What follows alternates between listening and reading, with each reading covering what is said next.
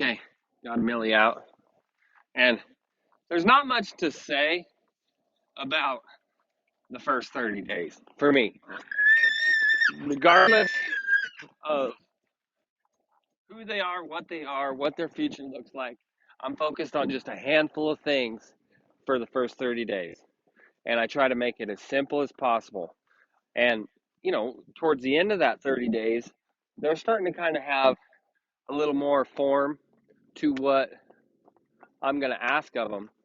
But I'm trying to instill the foundation here. And the foundation is, for me, is that they follow their nose and they know how to go forward. And I work on more than that. We work on backing up, we work on getting off our legs, but I'm not trying to put together any circles. I'm not trying to teach them a whole bunch. At this point, especially on a filly that's as dull as this one, you're just going to get her mad. So I want to focus on going forward, following her nose. I'm not trying to put perfect circles together. I'm not really doing any maneuvers. I'm just working on the foundation of what it's going to take to do all the things we want to do. And, as time goes on, we'll start adding some cow and uh, using some other tools to get her a little bit broker as we go along. But at this point, I just want her to go. I want her to be free. I want her to give to pressure when I take a hold of her and follow her nose around her. And when we lope, I'm not expecting a circle. I'm not expecting a good circle. I just want her to go forward. Because I think what happens is these young horses, you ask them to go, and then first thing we do is say, no, go over here. Well, and they're trying to understand the difference between going and you pulling.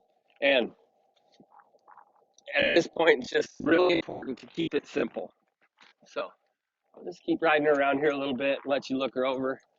And I'm not going to get in a fight with her because I'm not asking her for much. I'm keeping it pretty simple. Oh, I hate that. I'm keeping it simple enough that I know she can handle it. And then you stick, 10, 15 rides like this on them, they're pretty confident that whatever you're throwing at them is a pretty fair deal. So that's kind of where we're at. You know, you kind of you come at me with a lot of real specific individual questions that I can't really answer because she's just like every other colt in the world. And yeah, I would prefer everything go really smooth, but just because they're a talented colt doesn't mean I'm going to go faster. We did get her wolf teeth pulled yesterday, and we'll get to go into a snaffle here soon, which, I mean, it doesn't matter as far as use goes, but they need to get into some sort of bridle and start getting pulled around a little bit in their mouth. And these these gentle ones are not my favorite. She, I'll let her get done telling her story. These horses are not my favorite because you have something that's a little bit wild, a little bit snorty, and you get past the scary part of them, and you ask them to move, the fuckers want to move. Whereas a horse like this, that's worried about everything in the world but me, I've got to kind of get her. I got to be a little bit mean to her to get her to pay attention, not in an abusive way, but similar to like a lead horse. Whoa, the lead horse in the remuda would shove her out or kick her in the belly or kick her off feet or whatever. I've got to act a little bit more aggressive to get what I want out of her. And um, so that, I mean, it doesn't change anything. I'm still just going to keep her job simple, keep going forward. We'll start working on more loping, not a lot of direction, but adding a little bit of direction as we go along.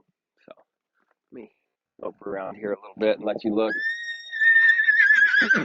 When I when I get out here further, my headphone doesn't work as good, so I won't have as much to say, but I'll just keep riding her around a little bit and let you look her over. She's going to be a nice filly, um, but her job's so simple right now that there's not a lot of specifics to it.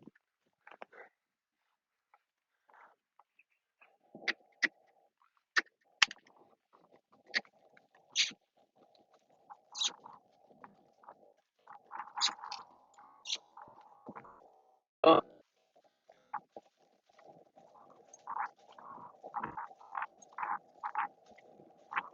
Very small corrections. I don't care if she breaks through to a trot a little bit.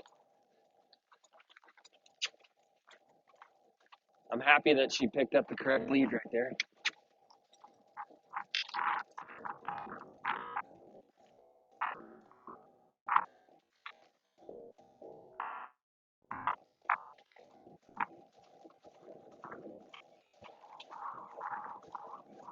And normally, I'd work on this stuff in the cutting pen. It's such a mud hole. It's such a mud hole that I can't. But this is fine too. I could I could get a little bit more done in there, but out here where it's a big open pen and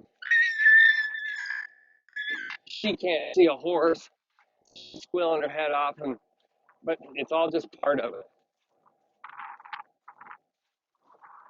And I'm kind of starting to add a little more direction. She's loping a decent little circle. I could do without the squealing, but aside from that, pretty nice horse. I'm gonna break her down, let her stop here. Here. Is that a pretty stop? No, but that's a good foundation of a really good stop. The fact that she wants to stop, no matter how she does it, means a lot to me.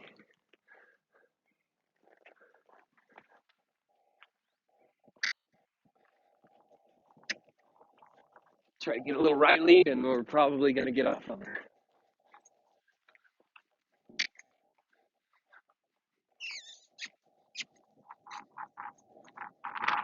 Oh, that's all right. Wrong lead. Go back to following our nose.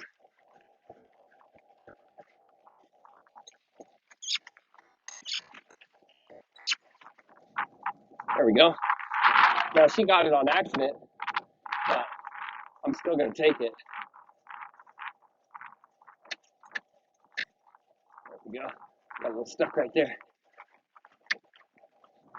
Try to find me a good place to get out of it before it turns into a fight.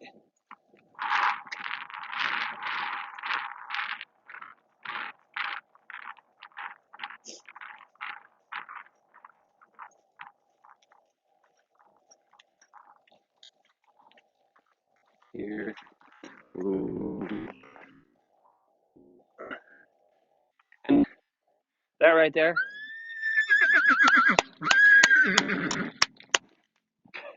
that right there is just gentle store stuff, leaning on things. I'm not mad about it. I'm just going to keep picking away at it where she knows that she's not going to lean on my hand. But the fact that she wants to stop as much as she does is going to be awesome in the long run. There's nothing wrong with her being gentle, and I don't want anybody to think that I don't like gentle horses.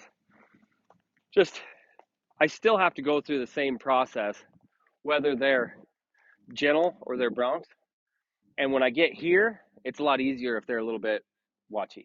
So that's my only deal. And I'm in the business of young horses. I'm not going to complain about any of them. So yeah, she's doing good. She's obviously fat and healthy and pretty easy going about things. But yeah, so hope you are happy, and we'll talk to you soon.